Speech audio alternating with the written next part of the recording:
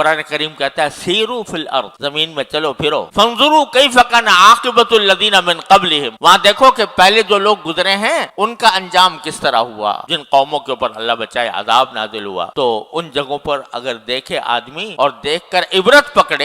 پکڑے کہ میں اللہ تعالیٰ نے مجھے اس عذاب سے محفوظ رکھا، اس کا کرم ہے، اس کا فضل ہے، اس کا شکر ہے، اور جن وجوہ سے ان کے اوپر عذاب نازل ہوا اللہ تعالیٰ مجھے اس سے بچائے، اس طرح دیکھنے سے کیا ہوگا؟ ثواب ملے گا انشاءاللہ تعالیٰ۔ قرآن کریم میں واقعہ بیان کیا ہے اصحاب الجنہ، یعنی ایک باغ والوں، قرآن کریم نے بیان کیا ہے کہ ایک باغ تھا، اس کا جو مالک تھا وہ بہت مالدار بھی تھا اور اس کی جائیداد پھیلی ہوئی تھی، بہترین پھل آتے تھے، بڑی آمدنی ہوتی تھی اور وہ جب آمدنی ہوتی تھی تو جب درختوں کی کٹائی کا وقت آتا تھا تو بے شمار وہاں پر حاجت مند جمع ہو جاتے تھے۔ جب باغوں کی کٹائی کا وقت آتا تو لوگوں کو پتا تھا کہ یہ بڑا غریبوں کا ہمدرد ہے، تو لوگ جمع ہو جایا کرتے وہاں، تو یہ ان سب کو نوازتا تھا، ہر ایک کو پھل دیتا تھا، ہر ایک کو کی مدد کرتا تھا۔ اس کا انتقال ہو گیا تو جو اس کی اولاد تھی وہ رسا تھے، ان کے دماغ میں الٹی بات آئی کہ ہمارا باپ تو بڑا بیوقوف تھا اور اس نے ان ساری اپنی جو ساری پیداوار ہوتی تھی وہ سب فقیروں میں تقسیم کر دیتا تھا اور اپنے پاس بہت کم رکھتا تھا۔ اب ہم اس بیوقوفی سے، اس حماقت سے نکلنا چاہتے ہیں، لہٰذا انہوں نے کہا اب ہم کسی اور کو نہیں دیں گے، جتنی بھی پیداوار ہے وہ ہم خود رکھیں گے، مالدار بنیں گے، دولت مند بنیں گے، دنیا کے امیروں میں شمار ہوگا۔ چنانچہ طے یہ کیا کہ جب کٹائی کا جب بالکل پھل پک کر تیار ہو گئے تو اس روز انہوں نے آپس میں یہ مشورہ کیا کہ آج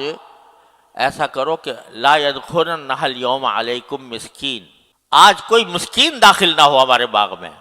آج ہماری کٹائی کا دن ہے، پھل اتاریں گے، آج کوئی مسکین داخل نہ ہو تاکہ ہمیں کسی کو دینے نہ پڑے، اور ایسا کرو کہ صبح سویرے اندھیرے منہ اندھیرے چلو اور اسی وقت سے کٹائی شروع کر دو۔ عام طور سے جو لوگ آئیں گے وہ بعد میں آئیں گے، تو ہم پہلے ہی سے احاطہ کر چکے ہوں گے، راستے میں رکاوٹیں پیدا کر چکے ہوں گے اور بہت صبح کو جا کر اپنا کام کر لیں گے، ساری کٹائی کر کے اور پھر اس کو بیچیں گے اور عیش کریں گے، اور یہ ارادہ کیا کہ ہم صبح سویرے جائیں گے۔ اللہ قرآن کریم فرماتا ہے کہ انہوں نے تو یہ بات کہہ دی کہ صبح ہم اٹھ کے جائیں گے اور کٹائی کریں گے اور اپنے پیداوار کو نکالیں گے، انشاءاللہ بھی نہیں کہا، یہ کہہ دیا کریں گے صبح کو جائیں گے۔ تو اللہ تعالیٰ فرماتا ہے فطاف علیہا طائف من ربک وہم نائمون، ہم نے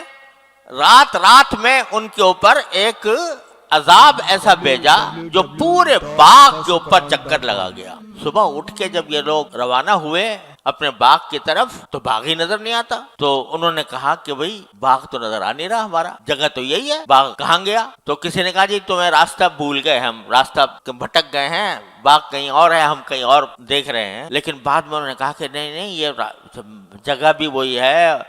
اور باغ بھی وہی ہے، لیکن پورا باغ تباہ ہو چکا تھا۔ اس وقت ان کو ہوش آیا کہ ہم نے کیسے اس اللہ تعالیٰ کے حکم کے خلاف ہم نے ارادہ کیا تھا، رات بھر میں اللہ تعالیٰ نے وہ تباہ کر دی۔ یہ واقعہ یمن میں پیش آیا تھا، یمن کے علاقے میں جب یمن گیا تو اس جگہ سے بھی گزرا، اس باغ کو بھی دیکھا، اس باغ کو دیکھا تو وہاں یہ دیکھا آج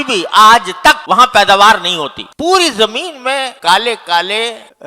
پتھر، اس طرح نوکیلے پتھر کھڑے ہوئے ہیں، اس پہ چلنا بھی دشوار ہے، وہ ایسے پتھر کھڑے ہوئے اور آج تک وہ باغ آباد نہیں ہو سکا۔ تو اب آدمی اگر ایسی جگہوں پر عبرت کے لیے دیکھے کہ اللہ تبارک و تعالی نے کس طرح یہاں پر اپنی قدرت سے ایسے لوگوں کو ہلاک کیا، اور کس وجہ سے ہلاک کیا؟ بخل کی وجہ سے، کنجوسی کی وجہ سے، تو یہ عبرت کی نگاہ سے دیکھنا یہ بھی موجب اجر و ثواب ہے اللہ تبارک و تعالیٰ کے ہاں، کہ آدمی اس کو دیکھ کے ربنا ما خلقت ھذا باطل سبحانک فقنا عذاب النار۔ تو یہ بھی آنکھ کا ایک بہت بڑا استعمال ہے، عبرت کی نگاہ سے ان جگہوں کو جہاں پر اللہ تبارک و تعالیٰ نے اپنی قدرت سے نافرمانوں کو سزائیں دی، ان جگہوں کو اگر آدمی اس نگاہ سے دیکھ تو یہ ثواب کی بات انشاءاللہ۔